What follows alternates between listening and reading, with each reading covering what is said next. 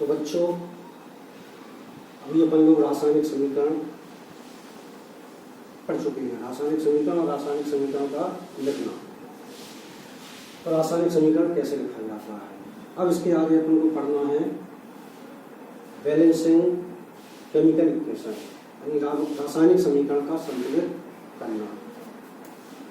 तो रासायनिक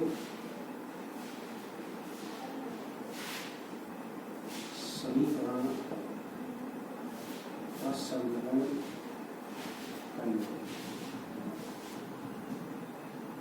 संतुलित करना, यानी रासायनिक समीकरण को संतुलित करना।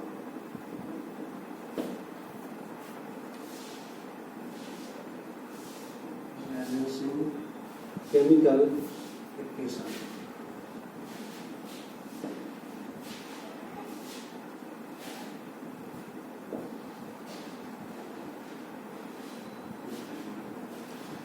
रासायनिक समीकरण को संतुलित करना। तो समीकरण हमने बताया था कि रासायनिक समीकरण को अगर लिखें और उसके अभिकारक और उत्पादों में परमाणुओं की संख्या यदि समान है तो वो समीकरण संतुलित कहलाता है, और यदि परमाणुओं की संख्या समान नहीं है तो वह संतुलित समीकरण होगा। जैसे मान लो कोई एग्जाम्पल ले लें,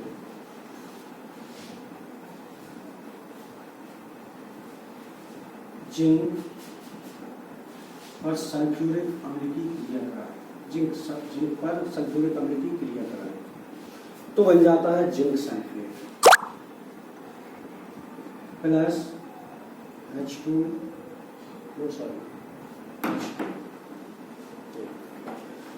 तो जिंक पर सल्फ्यूरिक अम्ल क्रिया करके जिंक सल्फेट और H2 बनाता है। इसमें जो क्रियाएं भाग लेते हैं वो पदार्थ अभिकारक होते हैं, और जो नए पदार्थ बनते हैं वो उत्पाद होते हैं। तो अभिकारक और उत्पादों में यदि परमाणुओं की संख्या समान होती है तो वो समीकरण संतुलित होता है। तो यहाँ देखो अभिकारक में अपन देखें, जैसे जिंक है तो अभिकारक और उत्पाद इनकी संख्या कैसी है। देखो अभिकारक में जिंक का एक परमाणु है, उत्पाद में भी एक परमाणु है। यहाँ देखो सल्फर का इसमें एक परमाणु है अभिकारक में, उत्पाद में भी एक है। हाइड्रोजन कि परमाणुओं की संख्या यहाँ देखो कितनी है, 2, उस ओर भी 2 है। ऑक्सीजन की परमाणुओं की संख्या कितनी है इधर, 4, और इधर भी 4 है। इसका मतलब अभिकारक और उत्पादों में परमाणुओं की संख्या समान है, अतः यह समीकरण संतुलित है। तो फिर इसकी कोई बात नहीं है। अब अपन ऐसा समीकरण देंगे जिसमें जो समीकरण संतुलित ना हो, इस तरह का समीकरण देंगे। जैसे मान लो Fe आयरन जल से क्रिया करके ये बनाता है Fe3O4 प्लस H2। ये रासायनिक समीकरण दे दिया है। तो Fe plus H2O gives Fe3O4 plus H2। अब इसको संतुलित करना है अपन को।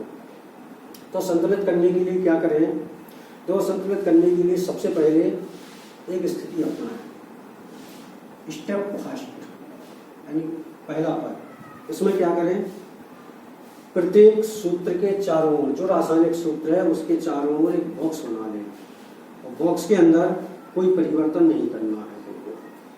ठीक, तो इसमें जैसे लिखा Fe plus H2O gives Fe3O4 plus H2। तो ये इस तरह से बॉक्स बना लो।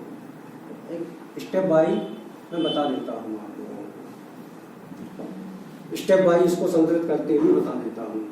तो स्टेप फर्स्ट में क्या करना है, जो समीकरण दिया है उसके चारों ओर बॉक्स बना लो।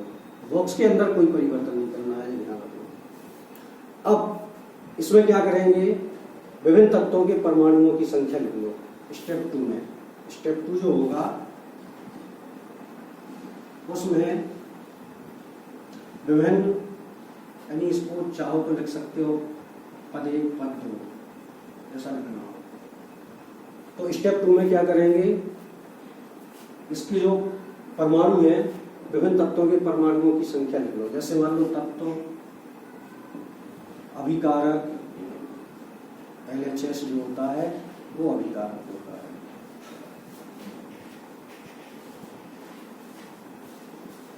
और उत्पाद ARHS। तो तत्व कौन कौन से हैं? देखो, एक तो Fe है, दूसरा ऑक्सीजन है, हाइड्रोजन है, ऑक्सीजन है, कोई भी लिख लो। तो अभिकारक में Fe की संख्या देखो कितनी है, परमाणु 1। यहाँ Fe की उत्पाद में परमाणुओं की संख्या 3। हाइड्रोजन उत्पाद अभिकारक में हाइड्रोजन की परमाणु संख्या 2। इधर देखो हाइड्रोजन की परमाणु संख्या 2। ऑक्सीजन की परमाणु संख्या इसमें कितनी है, 1। यहाँ ऑक्सीजन की परमाणु संख्या 4। तो अब क्या करेंगे, अब इसमें देखेंगे कि जिस तत्व की परमाणु संख्या अधिक है, चाहे वो अभिकारक हो या उत्पाद हो, पहले उसे संतुलित करते हैं। तो सबसे पहले अधिक परमाणु वाले यौगिक को संतुलित करते हैं, चाहे वह अभिकारक हो या उत्पाद। तो परमाणुओं की संख्या बराबर करने के लिए तत्वों के सूत्र को नहीं बदलेंगे, तत्वों के जो सूत्र दिए हैं या यौगिक का जो सूत्र दिया है उसको नहीं बदलेंगे। तो अब क्या करें इसमें, तो दो अगले स्टेप में, स्टेप 3 में यहाँ Fe का एक परमाणु है, यहाँ Fe के 3, यहाँ हाइड्रोजन के 2, यहाँ हाइड्रोजन के 2, ऑक्सीजन का 1, ऑक्सीजन के 4। तो ऑक्सीजन के परमाणुओं की संख्या सबसे अधिक है। तो सबसे पहले इसी को संतुलित करेंगे। तो जी कैसे संतुलित होगा, देखो Fe plus H2O gives Fe3O4 plus H2। तो यहाँ ऑक्सीजन के हैं 4 परमाणु, यहाँ 1 है, तो इस जल के अणु में 4 का गुणा कर दो यहाँ। अब ऑक्सीजन संतुलित हो गई, वो ऑक्सीजन परमाणु 4 इधर 4 हो गया। अब Fe और H2 ये असंतुलित हैं अभी भी, तो इनमें से किसी एक को लेकर हम पहले संतुलित कर लेंगे, चाहे तो H को कर लो, हाइड्रोजन को कर लो या आयरन को कर लो, किसी एक को। तो इनमें से किसी एक को संतुलित करते हैं। तो सबसे पहले मान लो हम हाइड्रोजन ले रहे हैं, तो हाइड्रोजन को संतुलित करने के लिए क्या करेंगे, अगले स्टेप में हाइड्रोजन को संतुलित करना है। तो हाइड्रोजन को संतुलित करने के लिए यहाँ देखो अभिकारक में हाइड्रोजन के परमाणुओं की संख्या कितनी है, 4 दूनी 8, और यहाँ कितनी है 2। तो कितने की कमी है, कितने की कमी है, अभी 6 की कमी है। यहाँ 8 है, इधर 2 है। तो फिर यहाँ 8 कैसे हो, तो इसमें 4 का गुणा कर दो, ये हो जाएगा Fe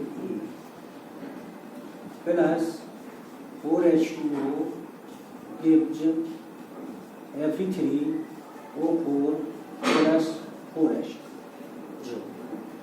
तो अब हाइड्रोजन भी संतुलित हो गई, 4 दूनी 8, 4 दूनी 8। अब क्या रह गया, अब वह तत्व चुनते हैं जो संतुलित है, अब उसको देखेंगे। तो देखो Fe3, इसमें 3 है यहाँ आयरन, और ये परमाणु यहाँ आयरन का 1 परमाणु है, तो अब इसको संतुलित करेंगे। तो अगले स्टेप 5 में इसको संतुलित करेंगे। तो इसको कैसे संतुलित करेंगे, तो Fe का 1 परमाणु है, यहाँ 3, तो यहाँ 3 का गुणा कर दो, 3Fe plus 4H2O gives Fe3O4 plus 4H2। अब देख लो इसमें परमाणुओं की संख्या, यहाँ देखो आयरन के 3 परमाणु, यहाँ भी 3, हाइड्रोजन के 4 दूनी 8, 4 दूनी 8, ऑक्सीजन के 4, तो ये समीकरण संतुलित हो गया। तो देखो यह विधि समीकरण संतुलन की है, यहाँ अपन को यही पढ़ना है, कोर्स में यही विधि है और ये कहलाती है हिट एवं ट्रायल विधि। आगे दूसरी विधि भी बता दूंगा मैं जब आगे चल के। तो जो होगा, ये विधि कहलाती है हिट एवं ट्रायल विधि। तो इस विधि द्वारा हम समीकरण को संतुलित करते हैं। तो इसमें क्या करते हैं, सबसे पहले असंतुलित समीकरण को लिखकर जो सूत्र दिए हैं यौगिक के या तत्व के, उनके चारों ओर बॉक्स बना लो। फिर बॉक्स के अंदर अपन को कोई परिवर्तन नहीं करना है। फिर उस तत्व, अभिकारक और उत्पादों के परमाणुओं की संख्या, जो भी तत्व है उनकी संख्या लिख जाए, अभिकारक में और उत्पाद में। जिस तत्व की परमाणुओं की संख्या सबसे अधिक हो, सबसे पहले उसको संतुलित करें। तो यहाँ देखो, ऑक्सीजन की परमाणुओं की संख्या सबसे अधिक थी, सबसे पहले ऑक्सीजन के परमाणु को संतुलित किया। इसके बाद फिर आयरन और हाइड्रोजन में से किसी एक को संतुलित कर सकते हैं। तो हमने हाइड्रोजन लिया और हाइड्रोजन को पहले संतुलित कर दिया, उसके बाद आयरन को संतुलित किया और ये हमारा संतुलित समीकरण है। तो यह विधि हिट एवं ट्रायल विधि कहलाती है। तो ये होती है हिट एवं ट्रायल विधि। तो इस प्रकार हम समीकरण को संतुलित कर सकते हैं। मैं होमवर्क में दूंगा उस समीकरण जिनको आपको संतुलित करना है। चलिए आगे चलते हैं। समझ में आ गई? ठीक है ना? जिसको ना आए वो मुझे व्हाट्सएप या पर्सनल नंबर पर कांटेक्ट करके पूछ सकता है। संतुलित, अगला है संतुलित रासायनिक समीकरण द्वारा दी जाने वाली सूचनाएं। इससे क्या सूचनाएं प्राप्त होती है? संतुलित रासायनिक समीकरण द्वारा दी जाने वाली सूचनाएं।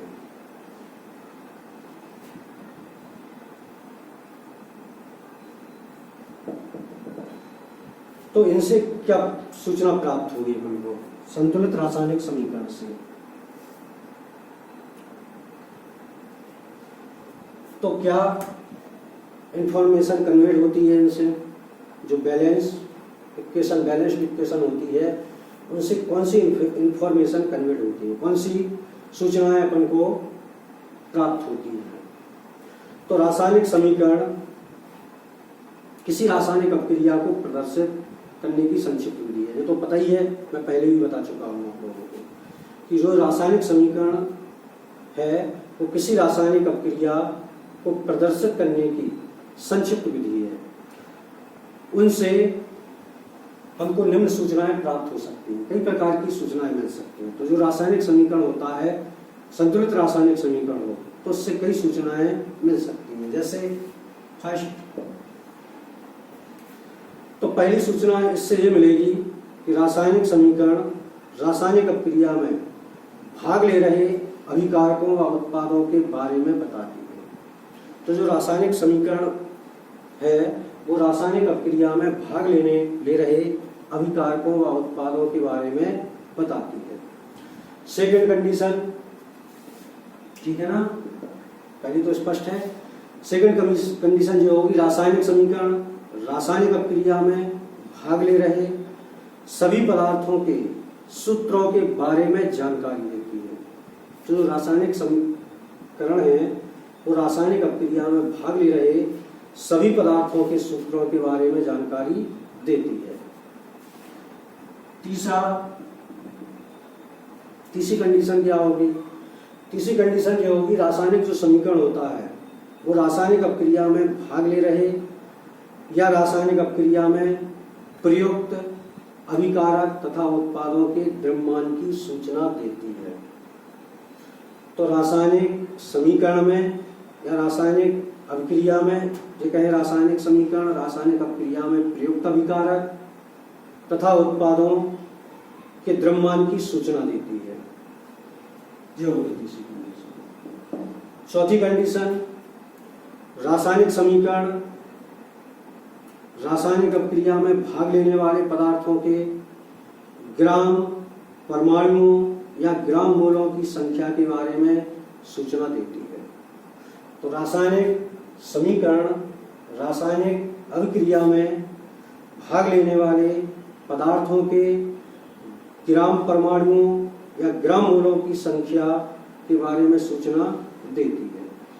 ये हो जाएगी। पांचवी इंफॉर्मेशन हमें क्या मिलती है? कुछ परिस्थितियों में रासायनिक समीकरण हमें अभिकारकों व उत्पादों की भौतिक अवस्थाओं तथा क्रिया के दौरान मुक्त या अवशोषित होने वाली ऊष्मा के बारे में भी जानकारी देती है। तो कुछ परिस्थितियों में रासायनिक समीकरण हमें अभिकारकों व उत्पादों की भौतिक अवस्थाओं तथा अभिक्रिया के दौरान मुक्त या अवशोषित होने वाली ऊष्मा के बारे में भी जानकारी देती है। तो जो संतुलित रासायनिक समीकरण द्वारा सूचनाएं मिलती हैं, एक बार मैं फिर दोहरा देता हूँ। रासायनिक समीकरण रासायनिक अभिक्रिया में भाग ले रहे अभिकारकों व उत्पादों के बारे में बताते हैं। दूसरी, रासायनिक समीकरण रासायनिक अभिक्रिया में भाग ले रहे सभी पदार्थों के सूत्रों के बारे में जानकारी देती है। तीसरा, रासायनिक समीकरण रासायनिक अभिक्रिया में प्रयुक्त अभिकारक तथा उत्पादों की द्रव्यमान की सूचना देती है। चौथी, रासायनिक समीकरण रासायनिक अभिक्रिया में भाग लेने वाले अभिकारक तथा उत्पादों के द्रव्यमानों की सूचना देती है। तो ये हो गया चौथा बता रहा था। तो रासायनिक समीकरण रासायनिक अभिक्रिया में भाग लेने वाले पदार्थों के ग्राम परमाणुओं या ग्राम मोलों की संख्या के बारे में सूचना देती है। और लास्ट पॉइंट होगा, कुछ परिस्थितियों में रासायनिक समीकरण हमें अभिकारकों व उत्पादों की भौतिक अवस्थाओं तथा अभिक्रिया के दौरान मुक्त या अवशोषित होने वाली ऊष्मा के बारे में भी जानकारी देती है। तो इस प्रकार बैलेंसिंग इक्वेशन या संतुलित समीकरण है। तो इसको मैंने बताया आज आपको इस रासायनिक समीकरण को किस प्रकार संतुलित करना है। अब इसके कुछ अपक्रिया में आपको दूंगा, वो होमवर्क होगा आपका, जो आपको संतुलित करना है। और केमिकल रिएक्शन भी जो सब वाक्य समीकरण होगा, उस वाक्य समीकरण से अपन को सूत्र समीकरण बनाना है। तो रासायनिक समीकरण सूत्र के रूप में लिखना है। तो वो होमवर्क रहेगा, उसको मैं देता हूँ। और कल इससे आगे रासायनिक अपक्रियाओं के प्रकार के बारे में पढ़ेंगे।